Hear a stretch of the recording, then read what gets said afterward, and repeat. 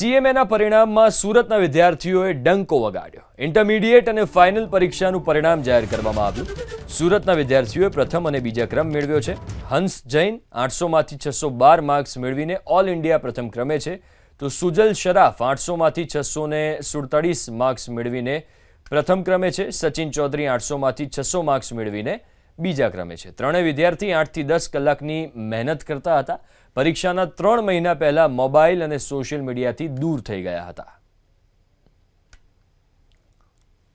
માં બી અને ફાઇનલમાં બી મારા જીવનકાળમાં મેં આ જોયું નથી। આઈ એમ શ્યોર કે આ પહેલી વાર છે કોઈ બી સિટીમાં ઇન્ટર અને ફાઇનલમાં ઓલ ઇન્ડિયા ફર્સ્ટ રેન્ક કોઈ એક સિટીમાંથી આવ્યો હોય, અને આખા ઇન્ડિયામાં ટોપ 50માં આપણા 11 વિદ્યાર્થીઓ સુરતના આવ્યા છે, જેનો મને ગર્વ છે।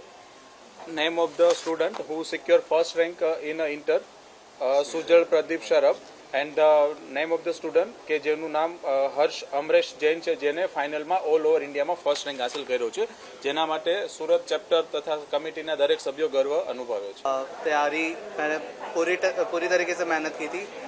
10-12 मंथ्स में मैंने अपना सिलेबस कंप्लीट किया था और फिर 4 to 5 मंथ्स मैंने रिवीजन किए, और मैं अपना पूरा श्रेय मेरे माता पिता को, मेरे फ्रेंड्स को, अमित, अजय एंड खुशी, उनको मैं पूरा क्रेडिट देना चाहूँगा। और हाँ, फ़ोन्स वगैरह आपको बहुत कम यूज़ करना है, बिल्कुल इंस्टाग्राम वगैरह बंद कर देना है कम से कम हाफ अ मंथ।